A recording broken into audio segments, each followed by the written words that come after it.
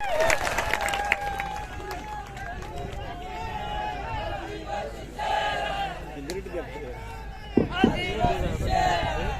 बहुत धन्यवाद संचालक महोदय। थोड़ा सा मैं बोलूंगा तो तुतलाहट होगी, क्योंकि मैं अभी पूरी तरीके से ठीक नहीं हुआ हूँ। तो तुतलाहट था तभी हम जानते नहीं कि अशोक गहलोत बोले, ये कांति भाई आदिवासी बोल रहा है। और हमारे एक नेता डूंगरपुर के भी तुतलाहट बोलते, वो भी वहां से बता ये नेता है लंबा चौड़ाई। तो कांग्रेस बीजेपी ने क्या सोचा था, पंचायती राज चुनाव के अंदर और थावर चंद के डामर के चुनाव के अंदर ये कांतिभाई आदिवासी और ये टीम लौट के नहीं आएगी, ऐसा गलत। जब तक आपको तोड़ेंगे नहीं तब तक छोड़ेंगे नहीं। तोड़ना किसको पता है? कांग्रेस और बीजेपी को तोड़ना है। और जोड़ना किसको? जो लोग कांग्रेस और बीजेपी में जा रहे हैं, अपने घर को तोड़ रहे, उनको अपने साथ में जोड़ना है। क्या आप लोग जोड़ने का काम करोगे? बहुत बहुत धन्यवाद। एक दूसरी बात और कहना चाहता हूँ, मैं सभी जगह कहता हूँ, दुश्मन लोग काटते किरियारों में कहते थे एक तो जातुरी जू, मेरे भाई के लिए जगदीश के लिए बोलते थे एक तो जातुरी जू ने एक ठहाका करे ऐसा बोलते थे। लेकिन मैं आपकी दुआओं का, आपने भी दुआ की कांतिभाई जिंदा रहना चाहिए, विलवर्डेज के लिए हमारी आवाज के लिए जिंदा रहना चाहिए। तो आपने दुआ की, मैं आपका नमन करना चाहता हूँ। मैं जिंदा हूँ और आपके अंतिम कतरे के लिए लड़ाई लड़ूंगा, चाहे मुझे मौत मिल जाए, पुलिस की गोलियों से मुझे खून की नींद आ जाए, लेकिन आपकी आवाज बनके हम लोग आगे तक की लड़ाई लड़ेंगे। इसलिए आपको घबराना नहीं है। इसलिए मैं हर कार्यक्रम में कहता हूँ टाइगर अभी जिंदा है, टाइगर अभी जिंदा है, अपने शत्रु जीतू है, शत्रु में है, पर फिर भी मैं उनको डराने के लिए कहता हूँ। मैं धन्यवाद देना चाहता हूँ। मैं कहता हूँ कि ये जो कार्यक्रम हुआ, भैया मेरे 7 मिनट है लेकिन 10 मिनट करना है, ठीक है? ये जो कार्यक्रम हुआ उसके लिए ये पीछे बीच में हमारे हेमाराम जी बैठे हुए क्या कांति भाई, अरे हम कल कैसे आवे, ये टोल ना केवल कैसे मांगेंगे? मैंने कहा जब विलवर्डेज की धरती पे आए हो, वीडियो मैंने जारी किया, आपसे कोई टोल नहीं लेगा। मैंने वीडियो जारी करके फेंक दिया। और मैं कहना चाहता हूँ, जिस इलाके से आप लोग निकल के आए हो वहाँ पे 1 भी रुपया नहीं लिया। ये ताकत है हमारी। मेरा माना कि कोई लड़ने नहीं निकलेगा, हमारी आवाज ही हमारा आदेश है, हमारा ऑर्डर है। तो हमारी आवाज को ही आदेश थोड़ा मान लिया जाता है। साथियों, अब आते हैं अपन मेन बात पर। मैं कुछ बातें लेके आया था कि आज तक हम लोग लड़ाई लड़ते हैं किसी बात को लेके, सारे इकट्ठे होते हैं, कलेक्टर जाते हैं, एसडीएम जाते हैं, और हमारी बातों को कलेक्टर एसडीएम आगे बेचता ही नहीं है, फाड़ के फेंक देता है, और वो मात्र सड़क तक ही रह जाती है। इसीलिए हमें भारत आदिवासी पार्टी के मार्फत से, भारत आदिवासी पार्टी के मार्फत से राजस्थान में जिस प्रकार से हमने 2 विधायक भेजे, उसी प्रकार से गुजरात में 27 विधायकों में से 10-15 विधायक भेजते होंगे। गुजरात में 27 विधायक अपने लिए रिजर्व है आदिवासियों के लिए। 27 विधायक में से 10 तो कम से कम भेजते होंगे। मध्य प्रदेश में ऊपर लोग बैठे हुए 46 विधायक रिजर्व है आदिवासियों के लिए। वो जो गए हैं वो सारे गुलाम है, अपने लिए कोई नहीं बोलता। राजस्थान में 28 विधायक रिजर्व है, जिसमें मात्र 2 विधायक बोले आदिवासियों के लिए, बाकी सब बोले बोले हैं और गुलाम विधायक है। इसलिए हमें भारत आदिवासी पार्टी से अधिकतम विधायक भोपाल में भेजने होंगे, जयपुर में भेजने होंगे, और आपके गाड़ियां करने होंगे। इसलिए भारत आदिवासी पार्टी को हम लोग लेके आए हैं। दूसरा है जल जंगल जमीन और खनिज तमार घेर मोरे कागरा बाटा है हेता बाटा मेरा खुद ने नहीं किया। वो सफेद पत्थरों का मार्बल बनता है, टाइल से बनती है, वो करोड़ रुपये में जाता है, तब जमा कागरा बाटा हमारा काम लो। वो सफेद पत्थर बहुत कीमती है, इस पत्थर को बचाना है। और इस पत्थर से आग का उत्पन्न पहली बार हुआ था, इसलिए सफेद पत्थर को अपन पूजा पद्धति में भी लेते। इसलिए खनिज को भी हमको बचाना है। खनिज नहीं बचाओगे तो बहुत बड़ा नुकसान हो जाएगा। और बिल प्रदेश की लड़ाई न तो कांग्रेस लड़ी है, न बीजेपी लड़ी है, न कोई आने वाली पार्टी लड़ेगी, हम भी लड़ेंगे। और आने वाले समय में 2023 के बाद में 24 में भी हमारा नृत्य दिल्ली तक लहराएगा। और हम लोग बिल प्रदेश की लड़ाई के लिए कंधे से कंधा मिलाकर भारत आदिवासी पार्टी भी बिल प्रदेश के लिए काम करेगी। क्या आप सभी लोग बिल प्रदेश का साथ देंगे? साथ कैसे देंगे? भारत आदिवासी पार्टी को मजबूत करेंगे तो ही आगे बढ़ पाएंगे। राजस्थान की राजनीति में 2023 की लड़ाई में 27 सीटों में से हम लोग उधर मीणा वाली छोड़ दें, क्योंकि कुछ हमारे मीणा भाई भी बैठे हुए, क्योंकि कुछ मीणा लोग हैं मीन भगवान को मानते हैं। मेरा आप लोग नाराज मत होना। मीन भगवान किसका अवतार है? कोई मीणा हमको बताए।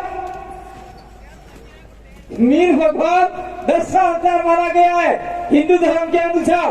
तो आप तो धर्म में डूबे हुए हो, आदिवासी को बचाने का काम नहीं कर रहे हो। तो उस इलाके में मुझे नहीं लगता कि धीरे धीरे हम लोग आगे बढ़ेंगे, क्योंकि ऐसे वक्ता हमारे साथ में डॉक्टर जितेंद्र मीणा जैसे और मेहर जैसे लोग हमारे साथ में आए हुए, तो ये लोग वहां पर भी अलग जगाएंगे। और 8 सीटें हैं, उन 8 सीटों में हम लोग 23 के बाद में फिर से लहराएंगे।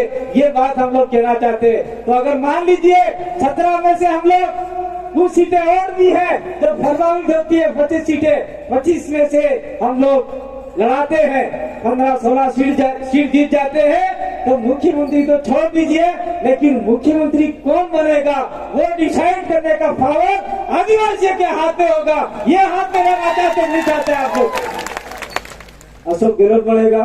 अशोक गहलोत उठ बैठ, ये ताकत आपके पास में होगी। वसुंधरा राजे आ गई तो वसुंधरा राजे उठ जा बैठ जा, उठ जा बैठ जा, या मत आना। ये पावर आपके हाथ में होगी। यही पावर हम आपको देना चाहते हैं। यही पावर अगर आपने ले ली तो निश्चित रूप से आपका विधायक दिल्ली जाएगा।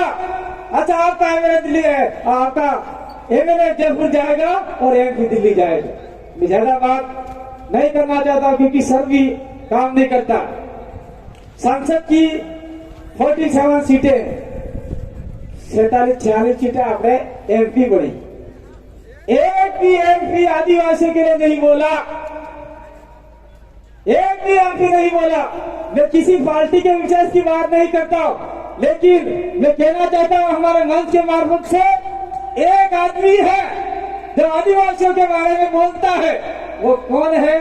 चाहे कैसे भी हो, हम उसका समर्थन नहीं करते, लेकिन हमने उसका वीडियो देखा है। असरुद्दीन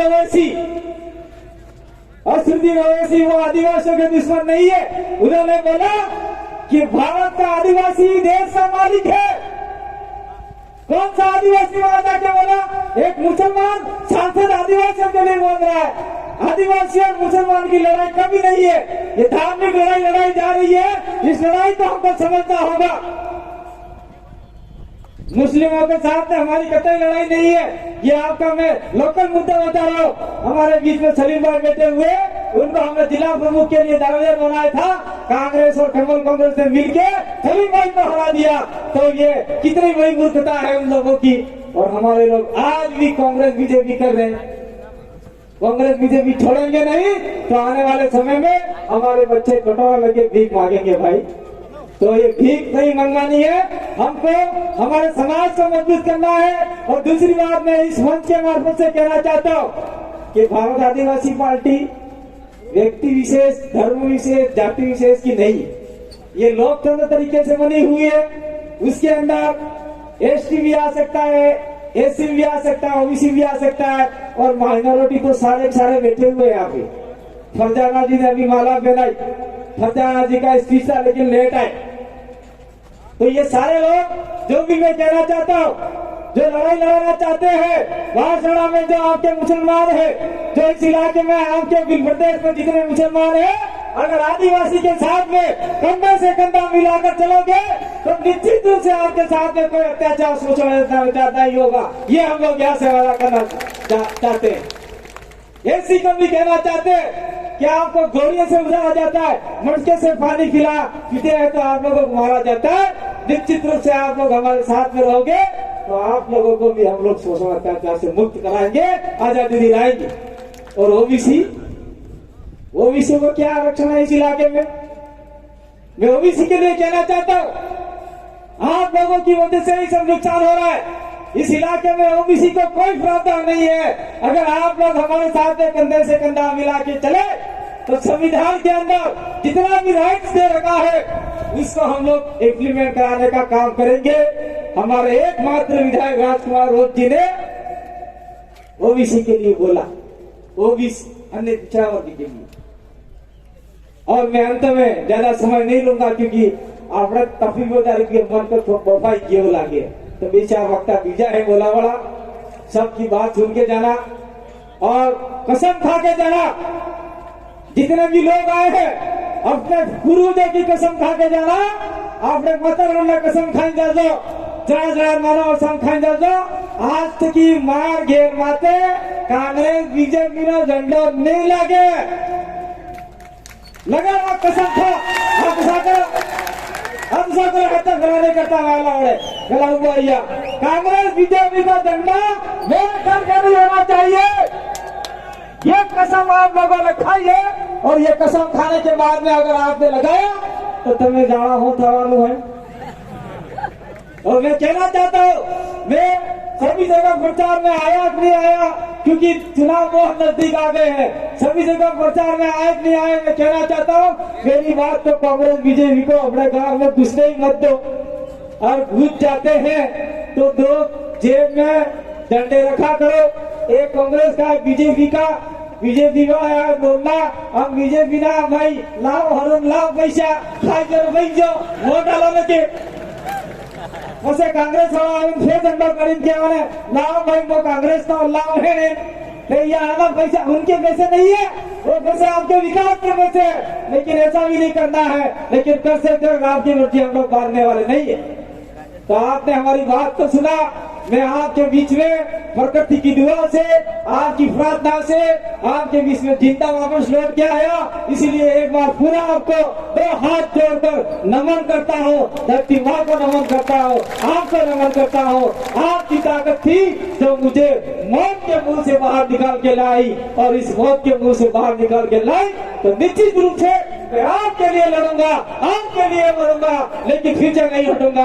बहुत बहुत धन्यवाद। आभार, जोहार, धन्यवाद। जय आदिवासी, जय दादा श्री खटवासे जी के चरणों में नमन करता हूँ।